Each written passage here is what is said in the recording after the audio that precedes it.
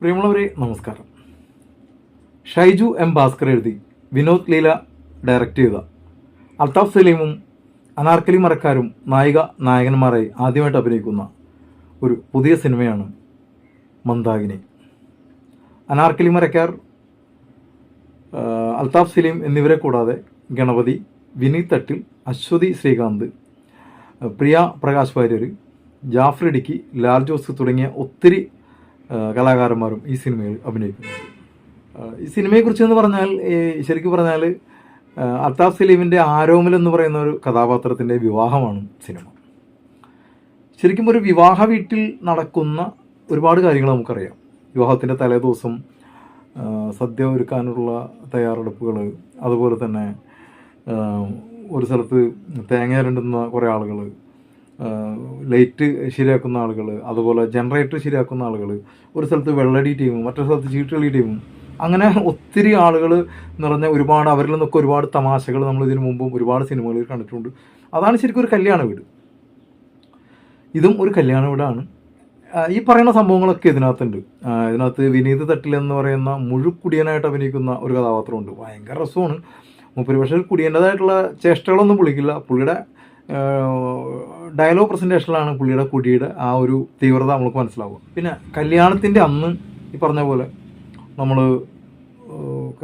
വരനും വധുവിനും പാൽ കൊടുക്കും, അതുപോലെ തന്നെ ജ്യൂസ്, ചെറുനാരങ്ങ, അങ്ങനെ എന്തെങ്കിലുമൊക്കെ കൊടുക്കും അവർ. ഇതിനകത്ത് ഈ കല്യാണം കഴിഞ്ഞ അന്ന് നായകനായിട്ട് അഭിനയിക്കുന്ന ആരോമൽ, അതായത് നമ്മുടെ അൽത്താഫ് സലീം, ഒരു കുറച്ച് ഭയമുള്ള ആളാണ്. ഫസ്റ്റ് നൈറ്റിനെ അഭിമുഖീകരിക്കാനായിട്ട് ഒരു നിഷ്കളങ്കനാണ്. അങ്ങനെ അവനൊരു ധൈര്യം കിട്ടാൻ വേണ്ടി അവൻ്റെ അളിയനും മറ്റൊരു കസിനും കൂടി ചേർന്നിട്ട് ഒരു ഗ്ലാസ്സിൽ കുറച്ച് മദ്യം ഒഴിച്ചിട്ട് അതിനകത്ത് കുറച്ച് ജ്യൂസിനുള്ള ഐറ്റംസൊക്കെ ഇട്ട് കൂടെ സർവത്തൊക്കെ ഒഴിച്ച് അവരെ മുറി കൊണ്ടുവെക്കും. കഷ്ടകാലത്തിന് ആദ്യം മുറിയിലോട്ട് വരുന്നത് വധുവാണ്, അതായത് അനാർക്കലി മരക്കാരാണ്.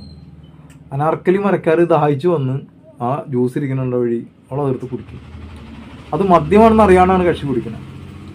ശേഷം മുറിയിലോട്ട് ആദ്യരാത്രി കൂടാനായിട്ട് വരുന്ന അൽത്താഫ് സലീം നോക്കുമ്പോൾ ഇവളിങ്ങനെ കിറങ്ങിയിരിക്കുകയാണ്. സംസാരത്തിൽ നിന്ന് മനസ്സിലാവും. ഈ സംസാരത്തിനിടയിൽ ഇവളൊരു പേര് വിളിച്ച് പറയുന്നുണ്ട്, സുജിത്ത് വാസു. എനിക്ക് സുജിത്ത് വാസുവിനെ കാണുമെന്ന് പറഞ്ഞുകൊണ്ട് അവിടെ നിന്നാണ് കഥ വേറൊരു റൂട്ടിലോട്ട് പോകുന്നത്.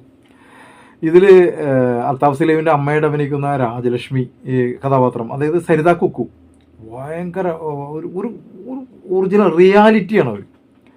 ഒരു ഡ്രൈവിംഗ് സ്കൂൾ നടത്തിക്കൊണ്ടിരുന്ന ഒരു സ്ത്രീയാണ് അവർ. ഇപ്പോഴും അവർക്ക് ഡ്രൈവിംഗ് സ്കൂളുണ്ട് അതിനകത്ത്. ശരിക്കും പറഞ്ഞൊരു സ്ത്രീപക്ഷ സിനിമയാണ്.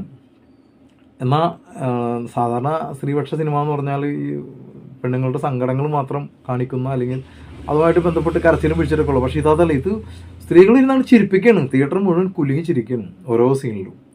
അപ്പോൾ അത്തരം ഒരു നല്ല പടമാണ്, നല്ലൊരു സിനിമയാണ്.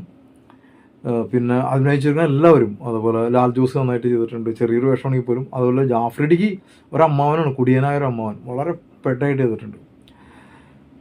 അപ്പോൾ അനാർക്കലി മരക്കാർ വളരെ രസകരമായിട്ട് ആ ഒറിജിനാലിറ്റി, എന്തൊരു ഒറിജിനാലിറ്റിയാണ് ആ കുട്ടിക്ക്. അതുപോലെ അൽത്താഫ് സലീം നന്നായിട്ടുണ്ട്. അഭിനയിച്ച ഒരു ആളുകളൊക്കെ.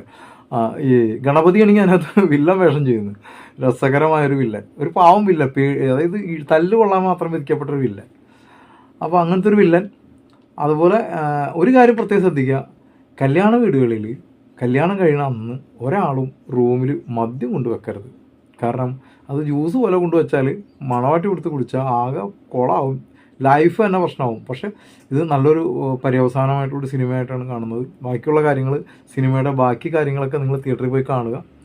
അപ്പോൾ നിങ്ങൾക്ക് മനസ്സിലാവും, എല്ലാവർക്കും ഇഷ്ടപ്പെടും. കുടുംബസമേതം തന്നെ കാണാൻ കൊള്ളാവുന്ന നല്ലൊരു മൂവിയാണ്. ഒരു വൃത്തികേടുകളും ഇല്ലാത്തൊരു സിനിമയാണ്. എന്തായാലും സംവിധായകനും എഴുത്തുകാരനും നല്ലൊരു കയ്യടിക്ക് അർഹരാണ്. അപ്പോൾ നിങ്ങൾ ഈ സിനിമ കണ്ടവരാണെങ്കിൽ കഴിയുമെങ്കിൽ എൻ്റെ ഈ വീഡിയോക്ക് താഴെ നിങ്ങളുടെ അഭിപ്രായങ്ങൾ എഴുതിയിടുക. ആദ്യമായിട്ടാണ് എൻ്റെ ചാനൽ കാണുന്നതെങ്കിൽ നിങ്ങളൊന്ന് സബ്സ്ക്രൈബ് ചെയ്യുക, ബെല്ലൈക്കൺ എനാബിൾ ചെയ്യുക. അപ്പോൾ മറ്റൊരു സിനിമയുടെ വിശേഷങ്ങളുമായി കാണും വരേക്കും എല്ലാവർക്കും നന്ദി, നമസ്കാരം.